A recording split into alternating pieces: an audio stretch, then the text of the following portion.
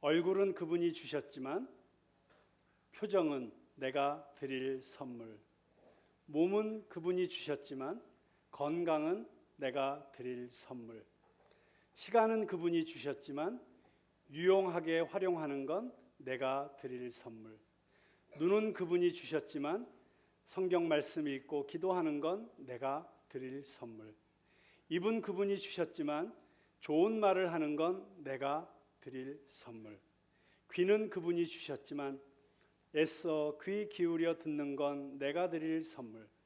손은 그분이 주셨지만 땀 흘려 수고하는 건 내가 드릴 선물. 발은 그분이 주셨지만 말씀에 순종하여 뛰어가는 건 내가 드릴 선물. 가정은 그분이 주셨지만 천국으로 만드는 건 내가 드릴 선물. 남편은, 아내는 그분이 주셨지만 사랑하고 섬기는 건 내가 드릴 선물. 자식은 그분이 주셨지만 가꾸고 키워가는 건 내가 드릴 선물. 교회는 그분이 주셨지만 충성하고 섬기는 건 내가 드릴 선물. 성경은 그분이 주셨지만 말씀 읽고 회개하여 하나님 언어를 배우고 익혀서 나의 속사람을 아버지를 닮게 하는 회개의 고백은 내가 드릴 선물. 할렐루야. 네. 가정의 달을 맞이해서 우리 모든 성도님들이 선물로 받은 가정을 천국으로 만들어 가시기를 주님의 이름으로 축원합니다. 좋은 가정은 교회 같은 가정이고 좋은 교회는 가정 같은 교회다라는 말이 있습니다. 가정 같은 교회, 교회 같은 가정. 우리 모두가 누릴 수 있게 되기를 간절히 소망합니다.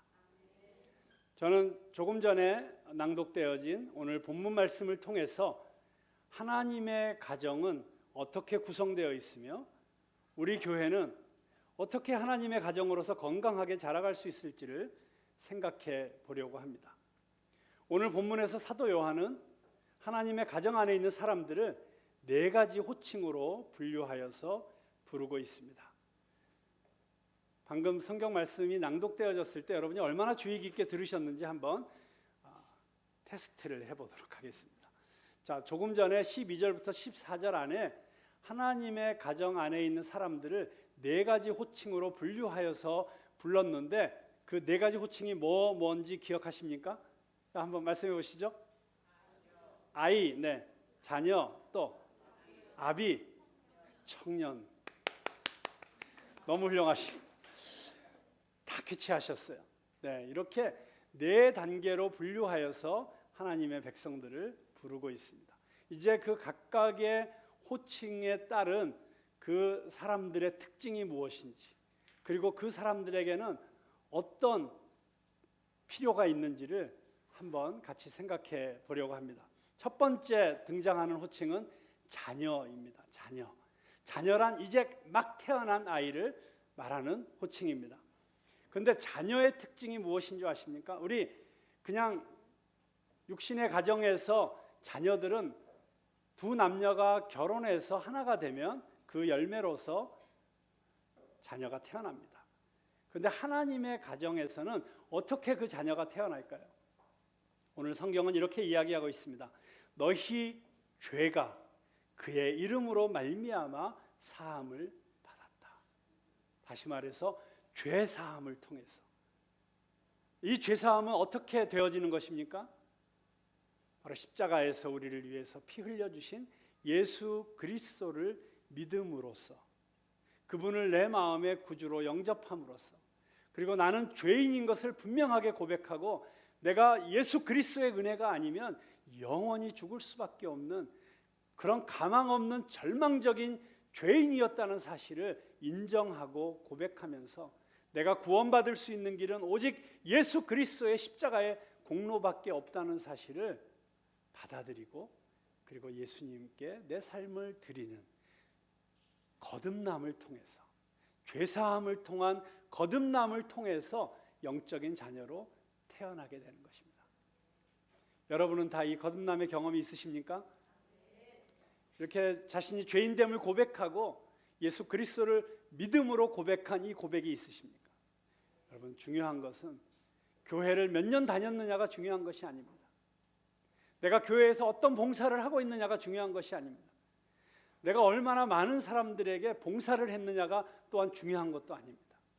가장 중요한 질문은 당신은 거듭나셨습니까? 이 예수 그리스도의 피로 속죄함을 받으셨습니까? 주홍빛 같은 내 죄가 깨끗이 씻어지는 그 죄사함의 경험을 하셨습니까? 십자가에 못 박히신 예수님과 함께 내가 함께 못 박혀서 나는 죽고 이제는 내가 산 것이 아니요 내 안에 예수 그리스도께서 사시고 계시는 것이라고 고백할 수 있는 이 고백이 있으십니까? 이것이 죄 사함을 통해서 거듭난 하나님의 자녀들의 특징입니다. 여러분 집안에도 아이들이 많아야 행복하잖아요. 바글바글 해야지. 하나님의 가정에도 이 갓 태어난 이 예수 믿고 구원받은 이 자녀들이 많아져야지 그 가정이 행복해집니다. 교회가 언제 가장 행복합니까? 믿지 않는 사람들, 하나님을 알지 못하던 사람들이 전도자의 전도를 통해서 복음을 듣고 그 복음을 믿고 예수 그리스도를 영접하고 하나님의 자녀로 태어나는 그 일들이 교회에서 가장 기쁜 일인 것입니다. 여러분, 그래서 이 하나님의 집인 교회가 건강하기 위해서는 이 자녀들이 많아져야 되는데 그 자녀들이 많아지는 길은 딱 한 가지밖에 없습니다. 그것은 바로 전도입니다. 전도의 목적은 우리 교회를 더 크게 만들어서 이 교회가 더 많은 영향력을 가지고 더 사람들에게 자랑할 만한 그런 큰 대형 교회를 만들고 그게 전도의 목적이 되어서는 안 됩니다. 전도의 목적은 잃어버려진 영혼들이 하나님의 자녀로 회복되는 것입니다. 그 일을 위해서 정말 저 죽어가는 영혼들이 구원받을 수 있는 길은 오직 예수 그리스도밖에 없기 때문에 그 예수 그리스도를 증거하는 것입니다. 내가 만난 예수님, 나를 구원해 주신 예수님, 소망 없던 나에게 소망을 주신 예수님, 죽을 수밖에 없던 나에게 영원한 생명을 주신 예수님, 좌절 가운데 있던 나에게 용기를 주신 예수님, 내 삶을 변화시킨 예수님, 그 예수님에 대한 간증을 가지고 믿지 않는 사람들에게, 하나님을 거절하는 사람들에게 찾아가서 사랑을 가지고 열정을 가지고 복음을 증거해서 저들이 하나님 앞에 돌아오게 하는 이 전도가 없이는 하나님의 자녀가 태어날 수가 없습니다. 그래서 건강한 교회는 전도하는 교회입니다. 저는 우리 푸른나무 교회가 전도하는 교회가 되기를 간절히 축원합니다. 여러분, 지금까지 전도 열심히 안 하셨다면 그 전도 안 한 이유가 무엇인지 한번 곰곰이 생각해 보십시오. 내가 게을러서 전도를 안 한 것인지, 믿지 않는 사람들에 대한 영혼에 대한 애정이 없어서 전도를 안 한 것인지, 아니면 전도를 하려고 하니 내 믿음이 확실치 않아가지고 확신이 없어서 전도를 안 하고 있는 건지. 여러분, 우리는 본능적으로 모든 인간은 태생적으로 전도자입니다. 여러분이 전도자인 것을 어떻게 알 수 있습니까? 여러분이 어디 가서 맛있는 음식 하나만 먹어도 가만히 있지를 못합니다. 그냥 모든 사람들에게 동네방네 찾아다니면서 너무 맛있는 집을 찾았어. 야, 이번에 옥류관 평양냉면 그거 먹는 거 보고 땡겨가지고 어디에 무슨 동에 있는 평양냉면집에 갔는데 너무 맛있더라고 하면서 전도하게 되어 있습니다. 제가 깜짝깜짝 놀라는 게 있어요. 저 산골 깊숙한 곳에 있더라도 정말 맛있다고 소문난 집은 사람이 바글바글 하더라고요. 그 이유가 뭔가 했더니 먹어본 사람들이 동네방네 다니면서 다 전도해서 그렇게 되는 거예요. 우리는 좋은 것이 있으면 그걸 전하지 않고는 견딜 수 없는 그런 본성을 다 가지고 있는 사람들입니다. 그렇기 때문에 우리가 정말 예수 그리스도의 그 구원의 은혜, 그 구원의 감격이 내 안에 있으면 전도할 수밖에 없는 것이죠. 우리 모두가 다 이 구원의 감격을 새롭게 깨닫고 그리고 전도할 수 있게 되기를 바랍니다. 그런데 혹시 아직도 이 자리에 이 죄 사함의 이 거듭남의 경험을 하지 못하신 분이 있다면 여러분의 마음을 여시고 복음을 들으시고 그리고 예수 그리스도를 영접하실 수 있길 바랍니다. 여러분, 태어나지 않으면 자라날 수 없습니다. 어떻게 태어나지도 않은 아이가 자라날 수 있겠습니까? 여러분이 분명하게 예수 그리스도를 통해서 거듭나고 구원받은 경험이 없으면 여러분의 신앙이 자라날 수가 없습니다. 아무리 교회를 오래 다녀도 그것은 그냥 종교 생활을 몸에 익히는 것이죠. 교회 문화에 익숙해져 가는 것일 뿐이지 여러분이 자라나고 있는 것은 아닙니다. 여러분이 정말 자라나기 원하신다면 여러분은 거듭나셔야 합니다. You must be born again. born again. 거듭나야 합니다. 거듭남으로 우리는 하나님의 자녀가 되는 축복을 누리게 됩니다. 우리는 거듭나서 이제 이 거듭남의 구원을, 이 축복을 모든 사람들에게 나누어 주는 그런 건강한 그리스도인, 건강한 교회가 되기를 원하는 것입니다. 네, 그 다음 단계가 있죠. 이 자녀로 태어난 다음에 그 다음 단계는 뭘까요? 자녀 다음에 아이. 이 갓 태어난 자녀는 테크논이라는 헬라어가 쓰여져 있습니다. 그런데 이 아이는 파이디온이라고 했습니다. 우리 한국에 보면 파이디온 선교회라고 있죠. 그 파이디온 선교회가 바로 이 자녀 교육을 전문으로 하는 그런 연구 기관입니다. 자, 파이디온, 아이들은 조금 자란 아이들을 말합니다. 조금 전에 우리가 봤던 이런 아이들이 파이디온들이죠. 자, 이 아이들의 특징을 오늘 요한 사도는 무엇이라고 얘기하고 있습니까? 아이들아, 내가 너희에게 쓰는 것은 너희가 네? 아버지를 알았으며. 아이의 특징은 무엇입니까? 예수 그리스도의 십자가의 공로로 구원받은 영혼이 예수님의 피로 죄사함 받고 구원받은 다음에 그 다음에 따라 나오는 가장 중요한 저의 경험은 하나님을 아버지로 고백하게 되는 것입니다. 하나님이 저 우주 저 멀리 있는 어떤 절대적인 군주와 같은 나랑 상관없는 그런 하나님이 아니라 나의 아버지 되신다고 고백할 수 있게 되는 것, 그것이 아이들의 특징입니다. 여러분, 하나님을 내 아버지라고 고백할 수 있다는 것이 얼마나 큰 축복인지 아십니까? 하나님이 내 친아버지가 되는 것입니다. 나는 이제 더 이상 하나님 앞에서 하나님이 두려워서 하나님께 잘 보이기 위해서 뭔가 어떤 퍼포먼스를 해야 되고 하나님 앞에 잘 보이기 위해서 내 공로, 내 노력을 가지고 무엇인가 하나님 앞에 이렇게 만들어 드려야만 내가 하나님의 사랑을 받을 수 있고 하나님의 용서를 받을 수 있다고 생각하는 것은 그것은 더 이상 필요가 없습니다. 나는 그냥 내가 예수 그리스도로 말미암아 하나님의 자녀가 되었다는 그 사실 때문에 나는 이미 더 이상 어찌할 수 없는, 더 이상 이만큼도 더 할 수 없는 놀라운 사랑을 받고 있는 존재입니다. 여러분, 종교와 복음의 차이가 뭔지 제가 말씀드렸죠. 종교는 나는 하나님의 사랑을 얻기 위해서 기도합니다. 하나님의 사랑을 얻기 위해서 봉사합니다. 하나님의 더 큰 사랑을 얻기 위해서 기도합니다. 그러나 복음은 뭐라고 얘기합니까? 나는 사랑받았기 때문에 하나님께 순종합니다. 나는 하나님께 사랑받았기 때문에 기도합니다. 나는 하나님의 사랑을 입었기 때문에 섬깁니다. 그것이 복음입니다. 이제는 더 이상 두려움의 영에 사로잡힐 필요가 없습니다. 더 이상 염려할 필요가 없습니다. 우리는 하나님의 자녀입니다. 그래서 우리는 하나님을 아버지라고 고백할 수 있습니다. 여러분, 누가복음 15장에 보면 아주 못된 둘째 아들이 아버지가 죽기 전에 아버지에게 유산을 물려달라고 합니다. 그리고 그 유산을 물려받은 아들은 먼 나라로 떠납니다. 그런데 아버지가 죽기 전에 유산을 달라고 하는 것은 그 당시의 중동의 문화권에 있어서는 아버지를 더 이상 아버지로 인정하지 않겠다는 이야기고 아버지가 죽었다고 생각하는 것과 똑같은 의미를 가지고 있었습니다. 그리고 아버지가 죽기를 바란다는 뜻까지도 내포하고 있습니다. 아주 천하의 몹쓸 놈인 것이죠. 근데 이 아들이 아버지에게 유산을 받아가지고 먼 나라로 갔다가 허랑방탕하게 다 써버리고 그리고 비참하게 돼지가 먹는 쥐염 열매를 옆에서 주워 먹으면서 돼지를 치는 비참한 자리에 있다가 아버지의 집을 생각합니다. 내 아버지 집에는 먹을 것이 많은데 나는 여기서 줄여 죽는구나.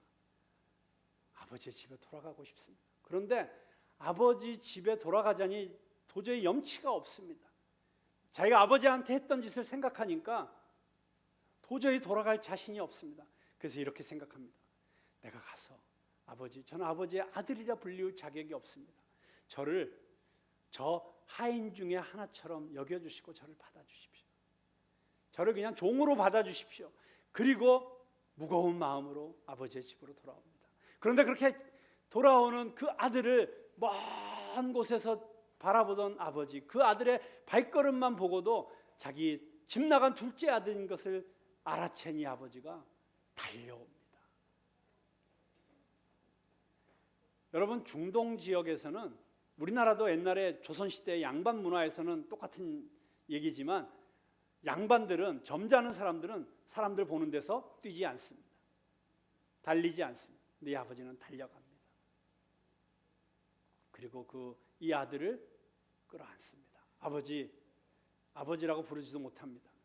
저를 품꾼 중에 하나로 써주십시오. 그런데 그때 그 아버지는 무슨 소리냐? 너는 죽었다가 살아난 내 아들이다. 그리고 그 아들을 데려다가 목욕을 시키고 새 옷을 입히고 새 신발을 신기고 가락지를 끼워주고 송아지를 잡아서 잔치를 벌여주시는 하나님. 그 하나님이 바로 나의 아버지가 되신다는 것입니다.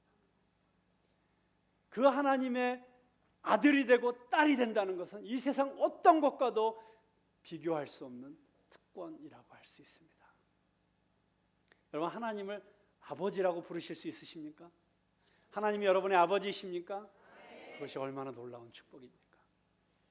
제가 존경하는 어떤 목사님은 굉장히 무신론자였고 그리고 안티 기독교였던 분이시죠. 대학 다닐 때. 그래가지고 그분의 취미는 무엇이었냐면, 이분 워낙 똑똑하신 분이셨기 때문에 교회 청년부마다 찾아다니면서 교회에서 가르치는 거를 다 그건 틀렸다고 논증을 해가지고 자기가 다 이기고 다니는, 그거를 취미로 여기셨던 분이셨어요. 그러다가 그분이 정말 하나님의 은혜로 예수님을 만나게 되었고 구원을 받았습니다. 그래서 교회를 나가게 된 거예요. 그런데 교회를 나갔는데 이 귀에 거슬리는 소리들이 있는 거예요. 뭐냐면 사람들이 기도를 하는데 맨날 아버지 하면서 기도하는 게 너무 그렇게 귀에 거슬리더래요. 게다가 이북에서 오신 분들은 아버지라고도 안 하고 아버지 하면서 기도를 하는데 그게 그렇게 거슬렸대요. 그리고 자기는 하나님이 아버지라는 고백이 나오지가 않더래요. 왜냐하면 이분이 중학교 때 아버지가 사업에 부도가 나가지고 집안이 파산을 하고, 그리고 그 아버지가 집을 떠나버렸어요. 그래서 아버지 없는 집안에서 그 가진 고생을 하면서 겨우겨우 공부를 하고 대학을 가고 이랬던 그 아픈 기억이 있었기 때문에 아버지에 대한 너무 아픈 기억이 있어서 하나님이 아버지라는 이야기가 이게 쉽게 나오질 않는 거였어요. 그리고 아버지하고 기도하면 그게 그렇게 귀에 거슬리더래요.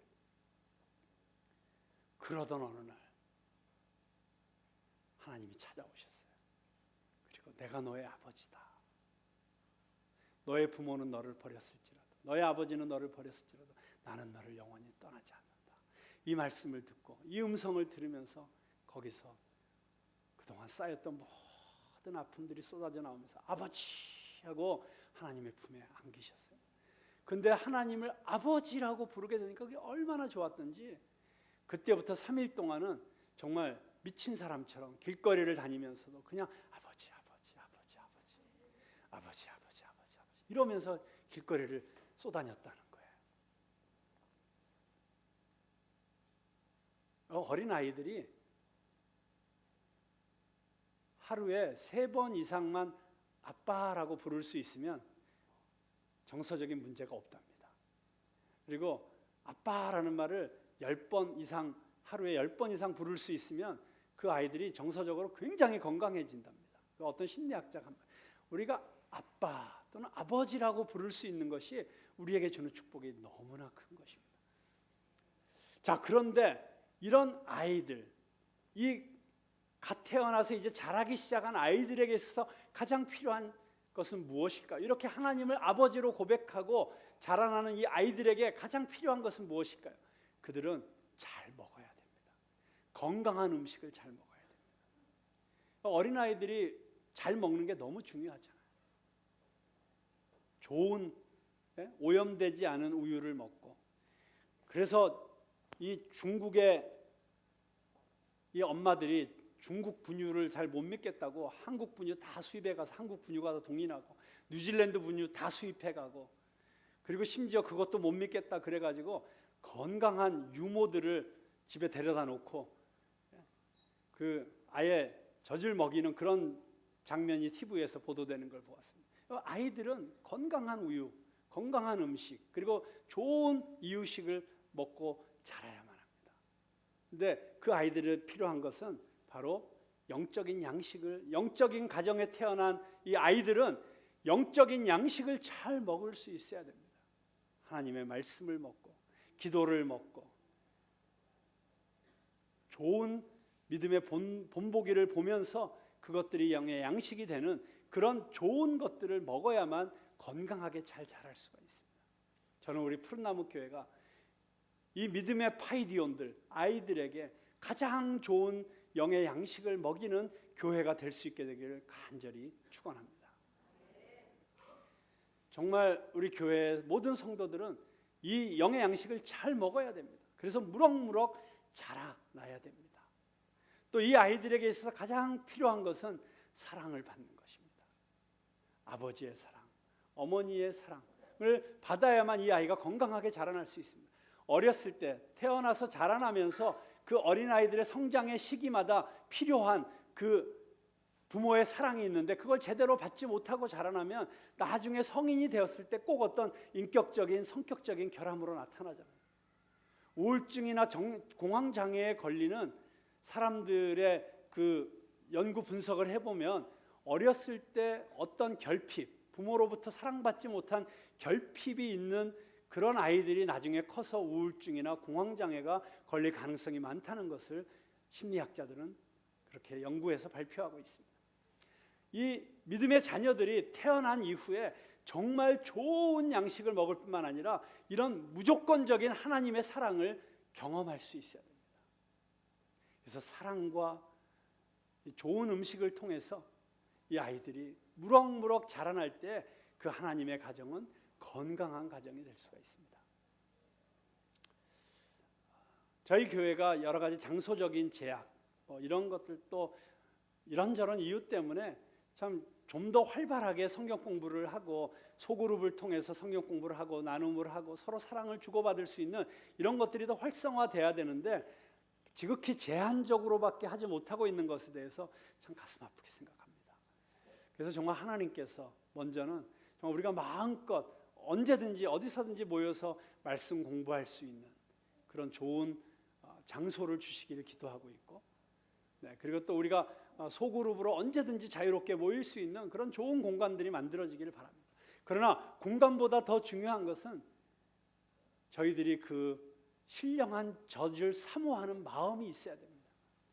여러분, 아이들이 해야 되는 일은 무엇입니까? 아이들은 배고프면 울면 됩니다. 젖 달라고 떼를 쓰는 것입니다. 어린아이들이 배가 고프면 충분히 먹여질 때까지 울고 떼쓰잖아요. 근데 영적인 아이들도 마찬가지입니다. 영적인 아이들도 내가 영양실조 걸리기 전에 자꾸 소리 질러야 되는 거예요. 나 배고프다고, 날 먹여달라고 하나님께도 기도하고 또 우리 목회자들에게도 얘기하고 그냥 여기는 왜 이렇게 먹을 것이 없어 이러고 있을 것이 아니라 정말 하나님 말씀 배우고 싶다고, 날 좀 더 가르쳐달라고 그렇게 적극적으로 아이들은 때를 써야 되는 것입니다. 저는 여러분들이 이 신령한 것을 사모하는 데는 아주 욕심 많은 아이들이 되기를 주님의 이름으로 축원합니다. 그냥 되면 되고 말면 말고가 아니라 정말 천국은 침노하는 자의 것이라고 했습니다. 열심히 적극적으로 말씀을 사모하고 정말 신령한 양식을 계속해서 충분히 먹을 수 있도록 여러분도 노력하실 수 있기를 바랍니다. 자, 아이의 단계 다음에는 무슨 단계가 있을까요? 여러분, 아이들이 많은 건 너무 사랑스럽고 축복스러운 일입니다. 그러나 아이들이 만약에 더 이상 자라나지 않고 만약 아이로만 머무르고 있으면 그건 아주 심각한 문제. 이 아이들은 아이들의 수준에 머무르기 위해서 아이인 것이 아닙니다. 그냥 영원히 아이로 아이로 그냥 평생을 살 수는 없습니다. 그 다음 단계로 가야 되는 것이죠. 근데 그 다음 단계로 가지 못하고 계속 아이로만 머물러 있으면 아주 심각한 문제가 됩니다. 자, 그 다음 단계는 무엇입니까? 그 다음 단계는 청년의 단계입니다. 청년. 자, 그런데 사도 요한은 이 청년의 특징을 뭐라고 했습니까? 청년의 특징을 세 가지로 이야기합니다. 첫째는 너희가 강하고. 여러분, 청년이 되면 강해지는 것입니다. 그 인생에 있어서 한 사람의 일생에 있어서 청년기가 그 육체적인 힘이 가장 강력한 것처럼 믿음의 청년들은 영적으로 강한 용사들인 것입니다. 저는 우리 교회에 많은 자녀들이, 많은 아이들이 있기를 바랍니다. 그러나 그 무엇보다도 영적인 청년들이 저희 교회에 바글바글하게 되기를 주님의 이름으로 축원합니다. 용사들, 강한 용사들, 다윗과 같은 용사들, 골리앗을 보고서도 두려워하지 않고 나가서 하나님의 이름을 붙잡고 싸울 수 있는 그런 용사들이 이 교회에 많아지기를 바라는 것입니다. 청년들이 많아질 때 그 교회는 힘 있는 교회가 될 수 있습니다. 건강한 하나님의 집이 될 수가 있습니다. 자, 강한 것이 청년의 특징입니다. 그런데 어떻게 강해질 수 있습니까? 자, 청년의 두 번째 특징은 무엇이냐면 하나님의 말씀이 너희 안에 거하시고, 하나님의 말씀이 우리 안에 거할 때 우리는 강해질 수 있습니다. 아이들이 어렸을 때부터 말씀으로 잘 양육받아서 성장하게 되면 그 말씀이 그 안에 차곡차곡 쌓여서 강력한 능력 있는 용사들이 되게 만들어주는 것입니다. 그래서 그 청년의 마음속에는, 그 청년의 머릿속에는 언제나 하나님의 말씀이 있습니다. 하나님의 말씀이 그의 삶을 지배합니다.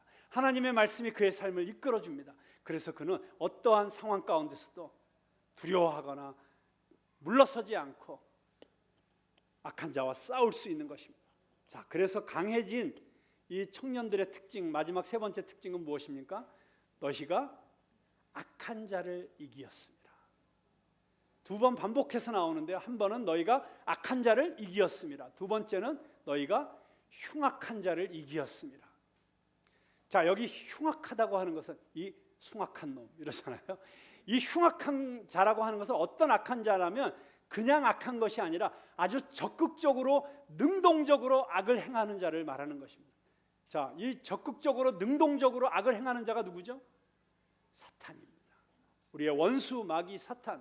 에덴 동산에서부터 우리 인류를 유혹으로 이끌어서 파멸시킨, 그리고 그 뒤로도 계속해서 하나님과 우리 사이를 갈라놓으려고 하는, 그리고 우리를 죄 가운데 머물게 만들고 죄 가운데 타락하게 만들어서 우리를 멸망시키기 원하는 악한 마귀 사탄이 바로 이 흉악한 자인 것입니다.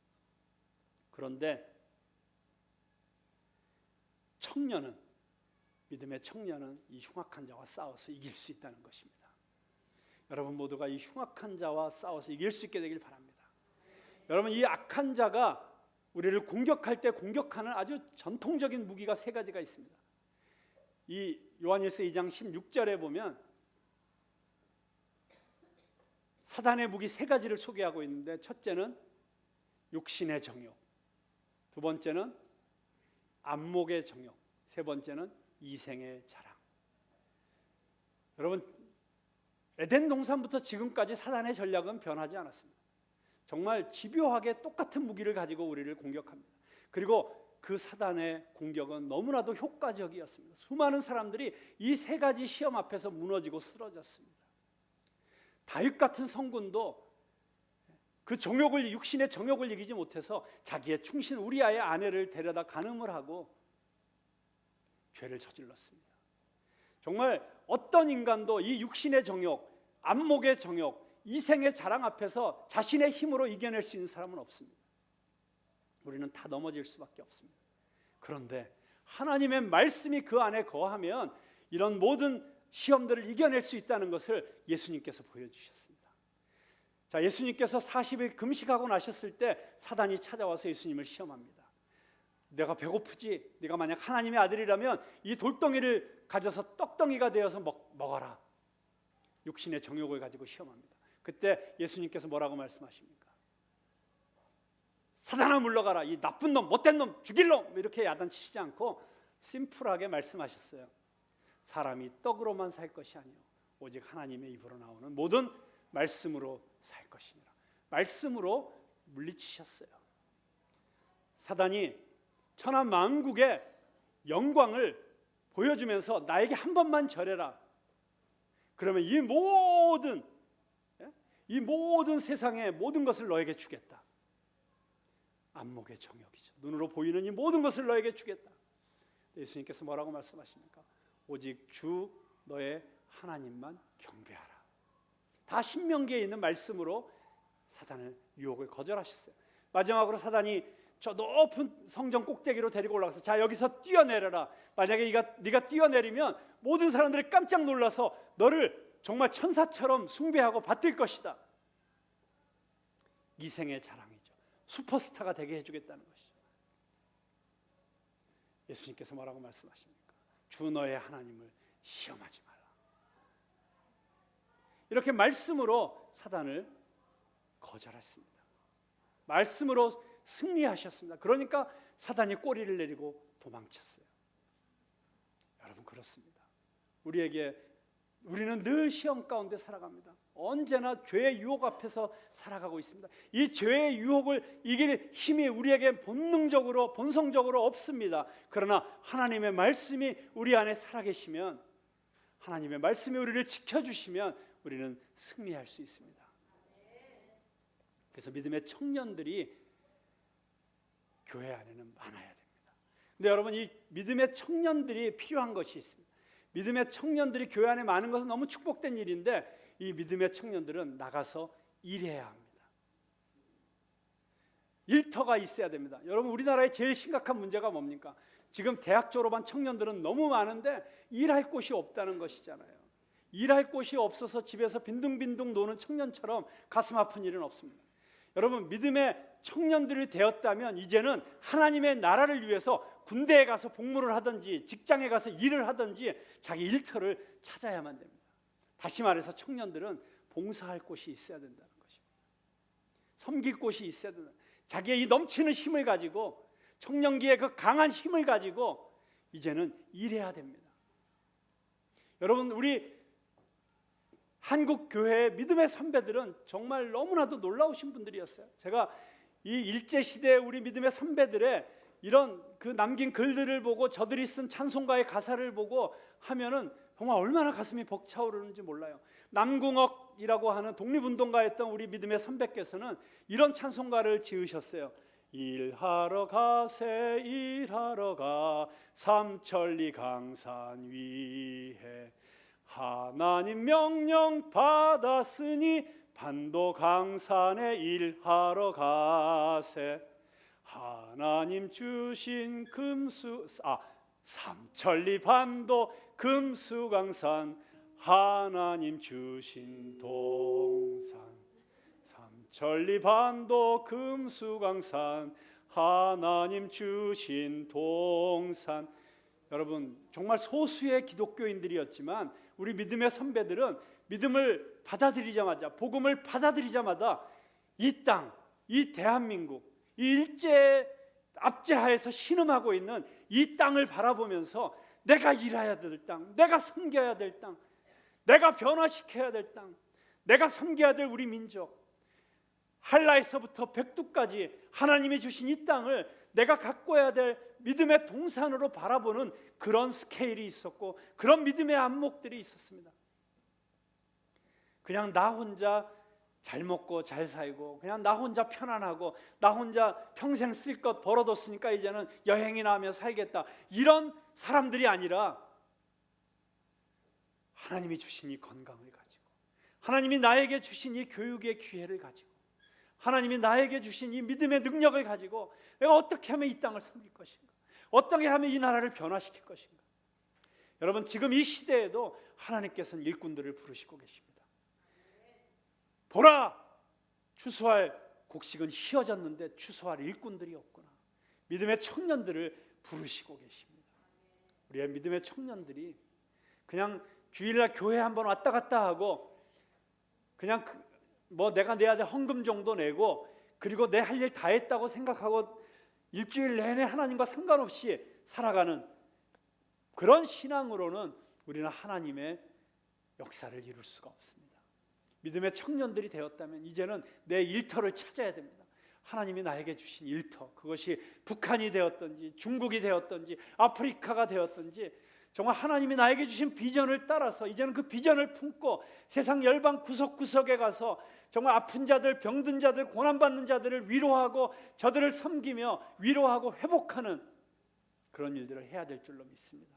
그것이 하나님이 나에게 부르신 일터가 비즈니스의 현장이라면 하나님의 기업을 세우는 일을 위해서 하나님이 나에게 주신 비전이 다음 세대를 일으키는 것이라면 교육의 현장에 가서 연예계 현장에 가서 그것이 어느 곳이든지 일하는 청년들이 되어야 될 줄로 믿습니다. 그리고 정말 저희 교회가 하나님의 집으로서 건강한 교회가 되려면 그냥 청년들이 이 안에 모여서 그냥 바글바글 근데 여러분 실제적으로도 여러분들이 거의 다 청년인 거 아시죠? 얼마 전에 유엔에서 발표한 연령대 구분에 의하면 25살부터 65세까지를 청년이라고 규정했어요. 그러니까 65세 되기 전의 분들은 다 청년이세요. 그러니까 육체적으로도 여러분은 청년이세요. 뭐 정신적으로는 물론 청년이지. 그렇다면 이 청년들은 사명을 받아야 됩니다. 비전을 찾아야 됩니다. 일터를 찾아야 됩니다. 그리고 하나님이 나에게 주신 것을 가지고 몸바쳐서 일할 줄 아는 그런 믿음의 용사들이 되어야 될 줄로 믿습니다. 자, 마지막 호칭은 무엇이었죠? 아비였습니다. 근데 청년의 단계로 믿음의 용사가 되는 걸로 끝나지 않습니다. 그 다음 단계가 있습니다. 그 다음 단계는 무엇이냐면 믿음의 아비들이 되는 것입니다. 아비들. 여러분, 근데 이 아비들의 특징은 무엇입니까? 사도 요한은 이렇게 얘기합니다. 너희가 태초부터 계신 이를 알았으며. 태초부터 계신 이. 누구를 알았다는 것이죠? 하나님을 알았다는 것입니다. 여러분, 그런데 믿음의 아이들도 아버지를 압니다. 근데 이 믿음의 아이들이 아버지를 아는 것은 하나님이 내 아버지시구나 라고 하는 것을 깨닫는 것입니다. 그런데 믿음의 아비들이 태초부터 계신 이를 안다는 것은 무엇이냐면 그건 한순간의 깨달음이 아니라 그때로부터 그 아버지와 함께한 그 동행의 역사가 있다는 것입니다. 그리고 천지를 창조하신 하나님, 이스라엘을 선택하신 하나님, 예수 그리스도를 이 땅에 보내주신 하나님, 그리고 그 하나님이 지금까지 역사하고 계시는 그 하나님의 역사를 아는 사람들이 아비라고 하는 것입니다. 그에게는 이 전 우주를 다스리시는 하나님의 역사에 대한 지식이 있을 뿐만 아니라 나와 함께 하신 하나님, 그 하나님에 대한 믿음의 고백이 있는 사람들입니다. 여기서 이 안다고 하는 이 기노스코라고 하는 헬라어는 히브리어로는 야다에 번역한 단어인데 이 야다라고 하는 단어는 남녀가 성적으로 결합해서 서로를 알았을 때 안다라고 하는 바로 그런 알을 이야기하고 있습니다. 그러니까 여러분, 남자와 여자가 육체적으로 결합했을 때 그 신비가 있잖아요. 그것이 아니면 알 수 없는 그 알미 있잖아요. 바로 그런 암, 하나님과 나 사이에 정말 신비한 알미 있는 것입니다. 하나님에 대한 추억이 있는 것입니다. 그래서 믿음의 아이들을 데려다 놓고 믿음의 청년들을 데려다 놓고 저들에게 하나님에 대한 이야기를 밤을 새워서라도 해줄 수 있는 그런 사람들이 믿음의 아비와 어미가 되는 것입니다. 믿음의 청년들이 길을 잃고 방황할 때 이렇게 가야 된다고 이야기해 줄 수 있는 사람들이 아비와 어미들인 것입니다. 믿음의 아이들이 다쳐서 왔을 때 싸매주고 치료해주고 위로해 줄 수 있는 사람들이 믿음의 아비와 어미들인 것입니다. 믿음의 아이들이 먹을 것이 필요하다고 울 때 저들에게 정말 필요한 신령한 젖을 공급해 줄 수 있는 사람들이 아비와 어미들인 것입니다. 여러분, 우리 교회가 정말 건강해지려면 이런 믿음의 아비와 어미들이 많아져야 됩니다. 그래서 그 믿음의 아비와 어미들이 넓게 울타리를 쳐줄 때 그 안에서 우리 믿음의 청년들이, 믿음의 자녀들이, 믿음의 아이들이 마음 놓고 뛰어놀 수 있는 것을 안전하게 보호받으면서 그 보호하는 울타리를 쳐주는 것이 아비와 어미의 역할입니다. 그런데 그 아비와 어미에게 있어서 필요한 것은 무엇입니까? 그것은 존경입니다. 믿음의 자녀들이 믿음의 아비와 어미들을 존경해야 되는 것입니다. 정말 진정한 믿음의 아비와 어미들을 안어하면서, 존경하면서, 존중하면서 저들을 높여드리고, 그리고 저들이 주시는 말씀들을 잘 듣고 청종하고 순종할 때, 그때 그 집안은 잘 돌아가는 집안이 되는 것입니다. 저는 우리 푸른나무 교회가 이 4단계의 사람들이 다 풍성하게 일어나게 되기를 간절히 소망합니다. 그리고 각자의 그 단계에서 필요한 그 공급을 충분히 받을 수 있게 되기를 바랍니다.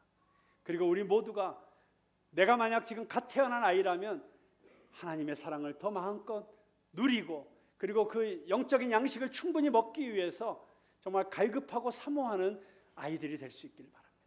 내가 믿음의 청년이 되었다면 이제는 내가 하나님이 주신 비전을 보고 이 시대와 역사를 바라보면서 내가 해야 될 일을 찾고 그 일을 위해서 이 힘을 쓸 수 있는, 영적 전쟁의 전투장에 용사로서 나갈 수 있는 그런 청년들이 되기를 바랍니다.